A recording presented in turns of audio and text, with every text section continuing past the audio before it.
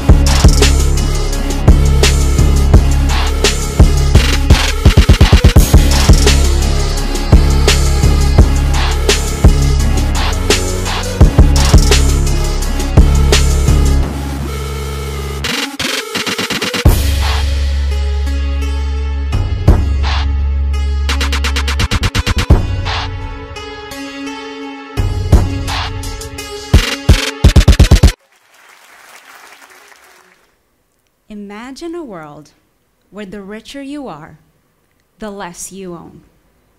A world where a fancy car, a large house, and expensive clothes cease to be a status symbol and become a burden, while experiences replace belongings as what we cherish the most. Is it possible to own nothing but have everything? In the past, if your house was on fire and everyone was safe, what was the one thing you would want to save? Photo albums, right? Today, most of us have our photos safe and sound in the cloud. Our music, books, movies, all turn from physical objects to digital services. And this is just the tip of the iceberg. Every year, I own less of what I use. I remember my 17th birthday. I was so excited to finally get my driver's license. It was a big deal to drive a car, not to mention buy one. Compare prices, research fuel efficiency, deliberate about the color and design. Once having a car, you would need to insure it, fix it now and then, remember to fuel it, spend long hours searching for parking. Oh yeah, and wash it from time to time. After all that, why would you even want to own a car when what you really need is to get from point A to B? Today, I can summon a car anytime, anywhere. It appears within minutes, takes me wherever I need to go, and then disappears, like magic. In many ways, that is a better arrangement than having to own a car. What used to be a car is transforming into a riding service. Someday soon, personal cars may be banned in cities, replaced with an autonomous vehicle service. As a technology product designer, I've started to notice this shift from physical products to digital services. I believe that as objects become smarter, infused with bits of intelligence and technology, they will transform into services, swapped, shared, used in the same social way we swap digital media. Will our houses become services too? In the past, newlyweds would go ahead and buy a house, secure a mortgage, compare real estate, buy a ton of furniture, and spend long hours on upkeep and renovation once in a while. Why make all these commitments? Life is full of surprises, especially these days. Over the past few years, I have lived and traveled to more than 30 countries across 5 continents. With a supercomputer in my pocket and widespread connectivity, I don't need an office. I can work from anywhere. Travel has become a way of living, serving as fertile ground for a new generation of nomads. And that's when owning stuff really becomes a burden.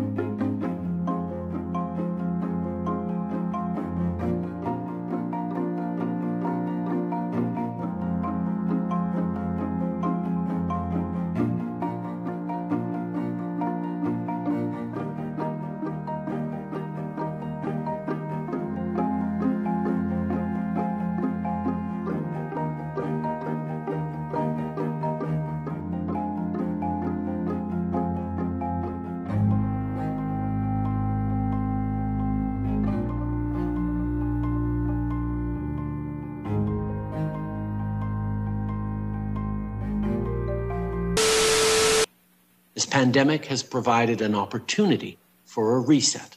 This is our chance to accelerate our pre-pandemic efforts to reimagine economic systems that actually address global challenges like extreme poverty, inequality, and climate change. Last week, our government committed to investing more in international development while supporting developing countries on their economic recoveries and resilience. And on that note, today, I can announce that Canada will invest $400 million more in humanitarian and development funding, which will go directly to trusted partners on the ground fighting COVID-19. Our government is committed to investing even more in the years to come. In addition, we will continue to advocate for extending the debt service suspension initiative. We will also work on ensuring the special needs of small island developing states and other vulnerable countries are taken into account. Building back better means getting support to the most vulnerable while maintaining our momentum on reaching the 2030 Agenda for Sustainable Development and the SDGs. Canada is here to listen and to help.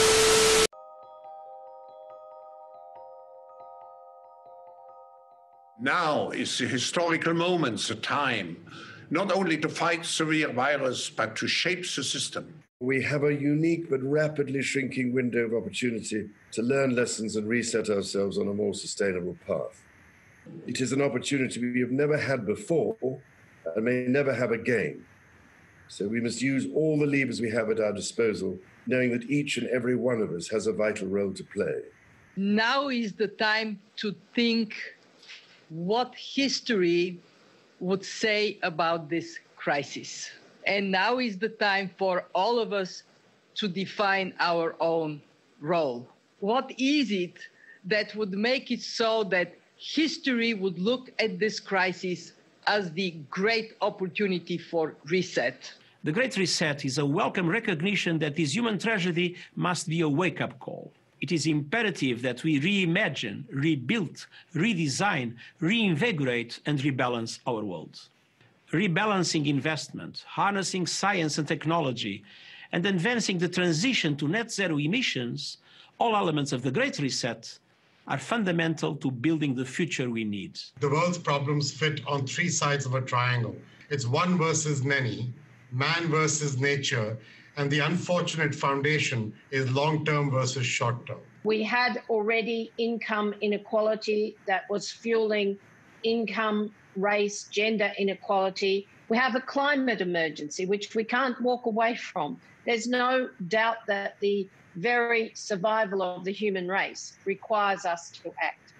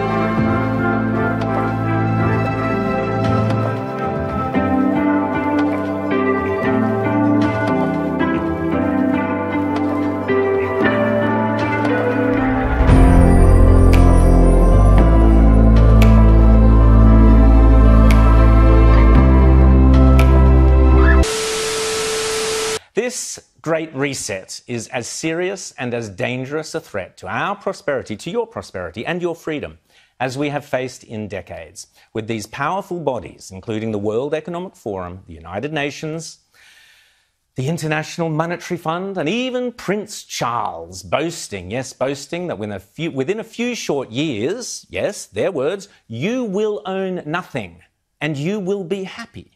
Remember, this is not me saying this, this is them. They are even running ads for the Great Reset.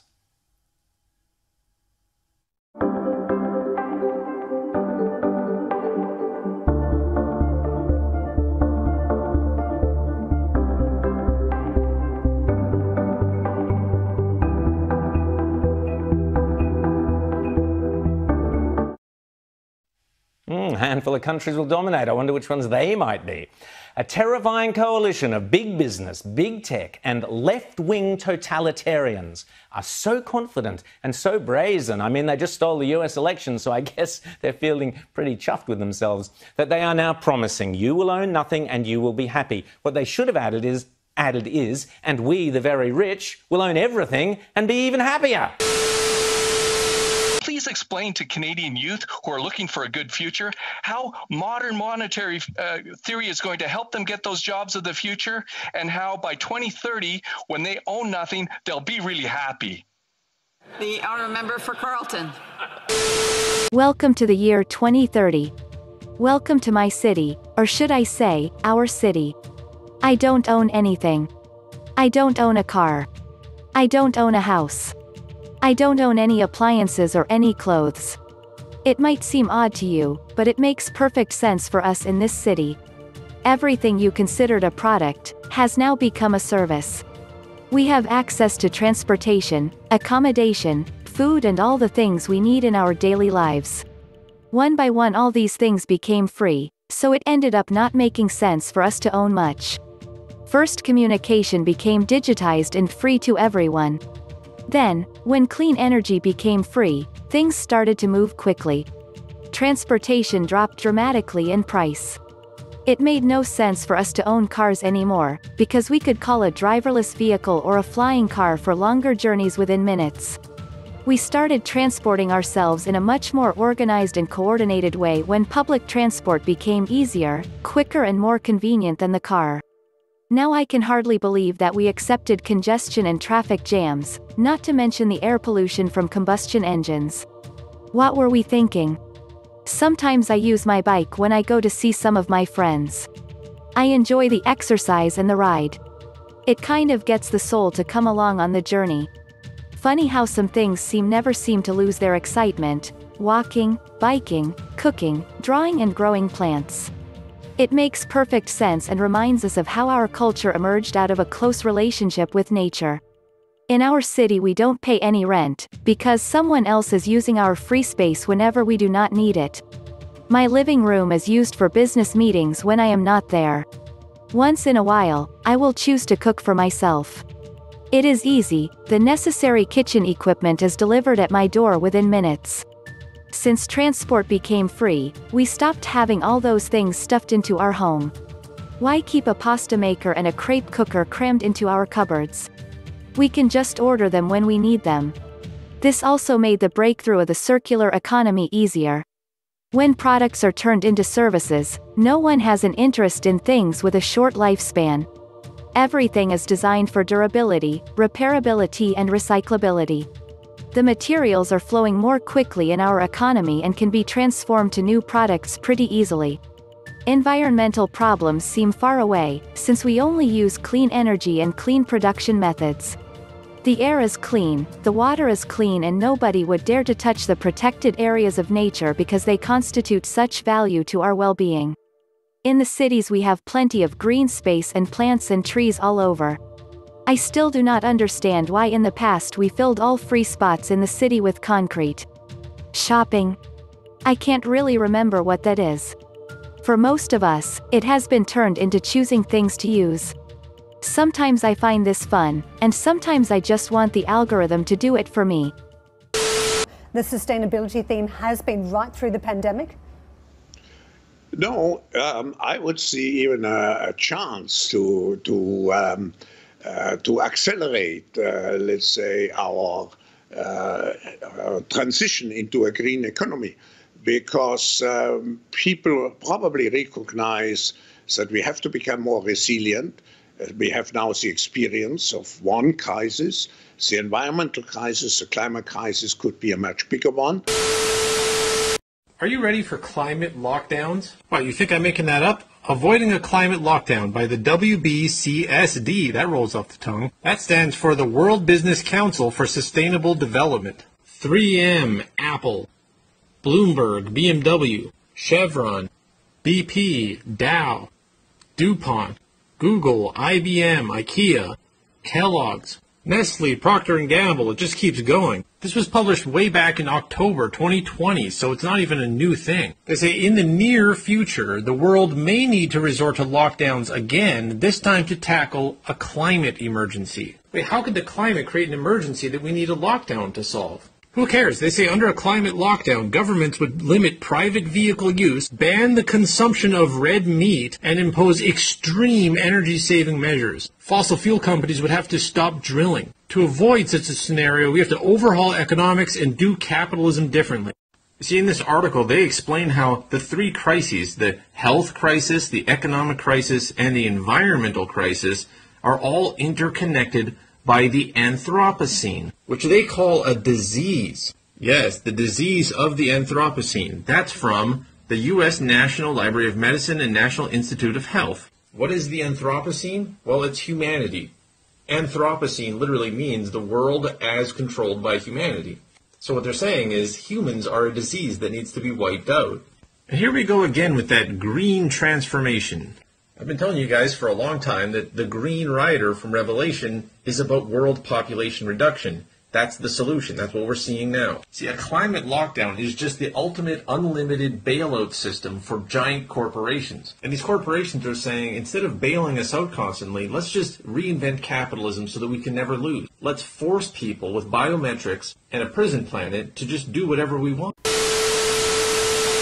Cloud seeding is also very expensive. And it only works if there are already clouds. And it only works if there are already clouds.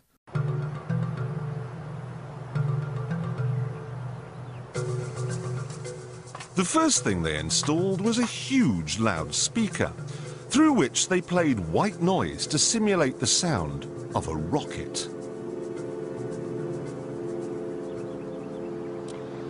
They then sent a number of trucks in different directions out into the wilderness, and the drivers were ordered to stop when the noise levels became acceptable. This gave them an imaginary boundary line, and anyone living on the inside of it was offered a simple choice. Stay, and you'll never hear another television program as long as you live. Or take the NASA shilling and get out. No one stayed, and NASA ended up with exactly what it wanted. 125,000 acres of nothing.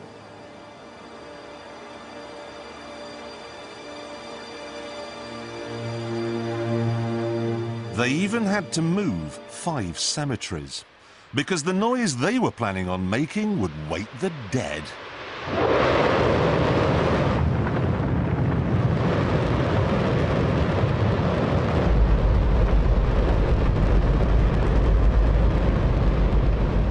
Don't worry if you can't hear what I'm saying. I couldn't even hear myself. This is the loudest sound you could possibly conceive. And, as it turns out, the cleanest.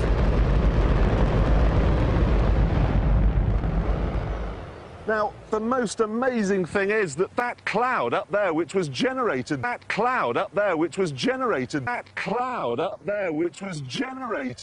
the engine is just a mixture of hydrogen and oxygen. It's water vapor. And in about an hour's time, someone in Mississippi is going to get wet washing. It will actually rain.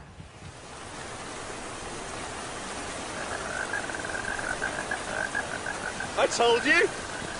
It's raining! That's unbelievable! Oh.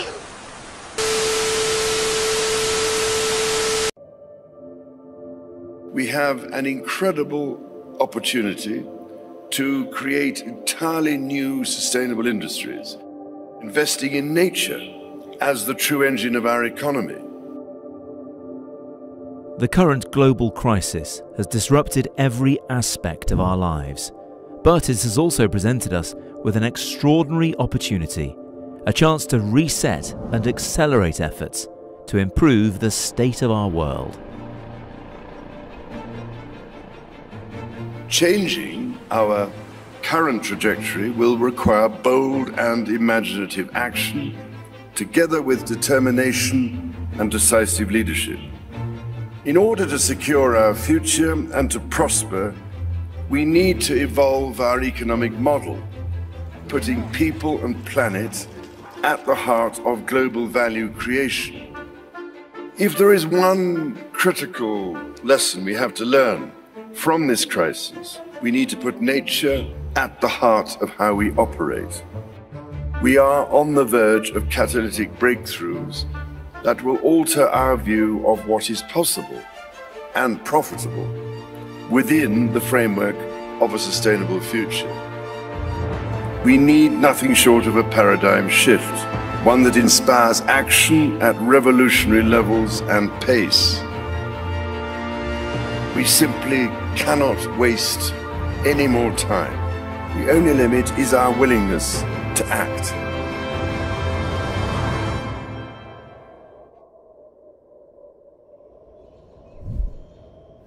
And the time to act is now.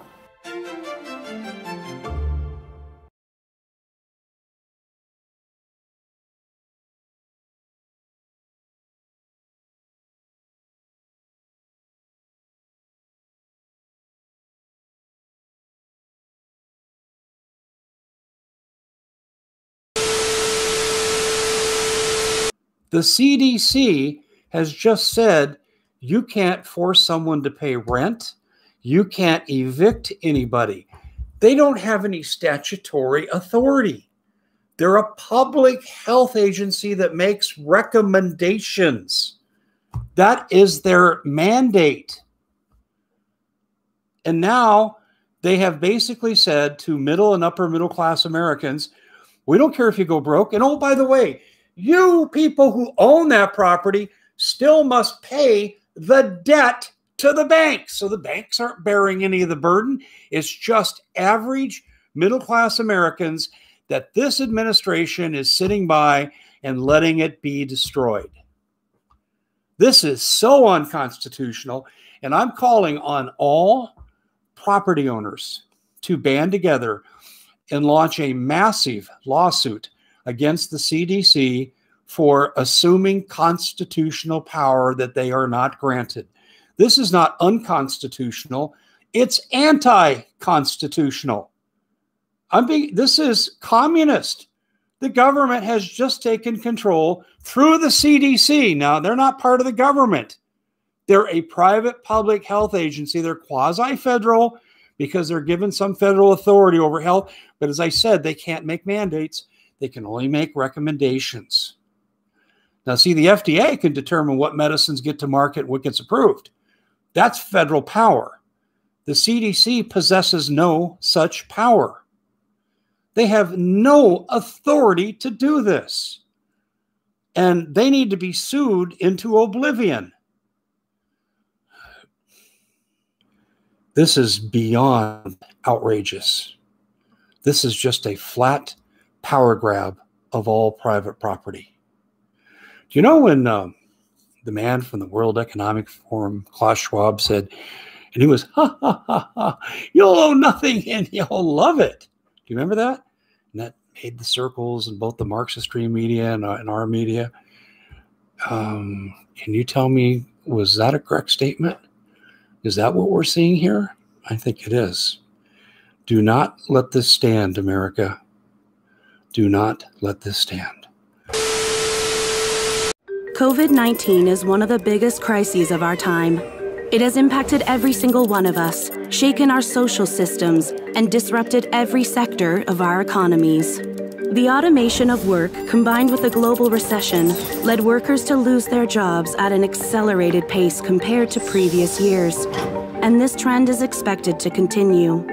The ongoing shift in the division of labor between humans, machines, and algorithms might displace 85 million jobs worldwide in the next 5 years, while 97 million new roles, ones that are more adapted to this new task distribution, may emerge.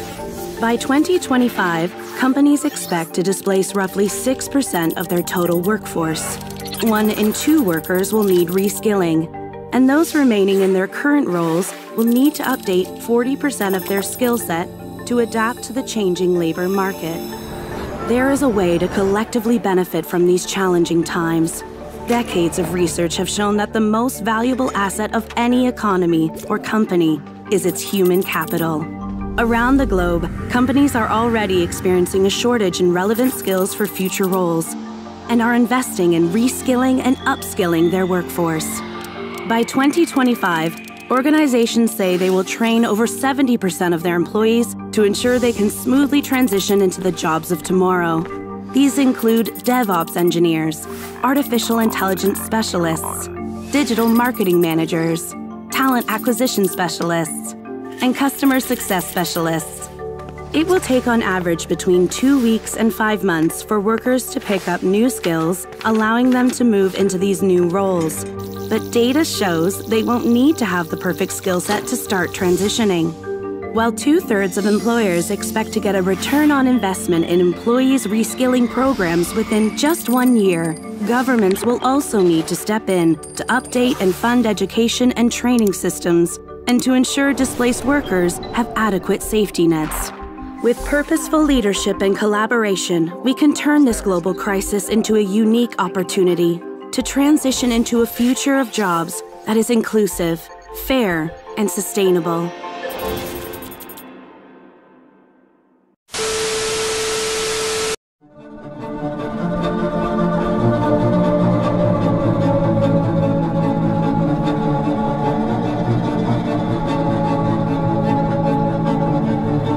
We want an end to the profit at all costs mentality, because if we don't build an economic future with people at the centre in a sustainable frame where we are respectful of our planetary boundaries and the need to change our energy and technology systems to have a living planet for human beings.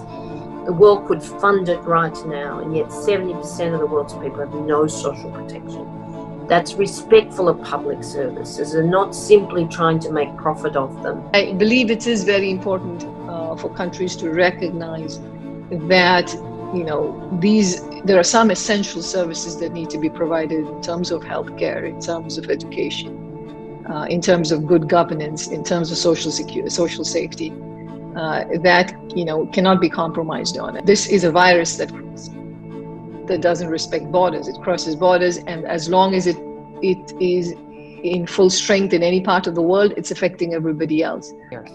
I think the key is to put the health of people and the planet first. And that's what's happening on COVID-19. And that's what has not yet happened on climate change in many cases, because the fossil fuel interests and the large industrial farming interests, they want to keep things the way that they are. There's big vested interests that want their health to come before people's health and the planet's health.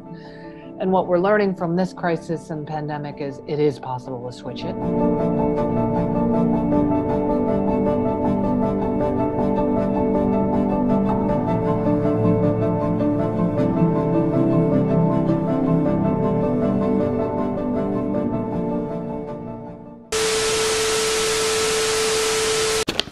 By 2030, you'll own nothing and be happy about it. Why would you be happy about that? Well, turn off your brain and start listening, because we'll answer that question and more. Klaus Schwab is the head of the World Economic Forum, which is a group of the richest people in the world who want complete control of the world. Recently, Schwab endeared the world when he said, by 2030, you'll own nothing and be happy about it. Wow! That seems like a win-win, and he believes you're dumb enough to fall for it, and you kinda are. So here's how it'll work. Under the World Economic Forum's vision, governments and the super rich who already control the governments will own everything. That's a win for them. Meanwhile, you own nothing, which is a win for you, according to them. But you'll be allowed to rent things from the government that you need, like clothes, shelter, and a pacifier for your baby. You'll also receive an income from the government. Sounds great, doesn't it? This just in! We're already doing some of that. They're called stimulus checks. In this innovative vision of freedom, you'll be completely controlled by the government because you're completely dependent on the government. I smell a social credit score. Will there be a social credit score that requires you to be strictly obedient to the government in order to receive your meager rations? Like, I don't know. Does the World Economics Forum vision sound like socialism, communism, and totalitarianism? No, because they're calling it something different.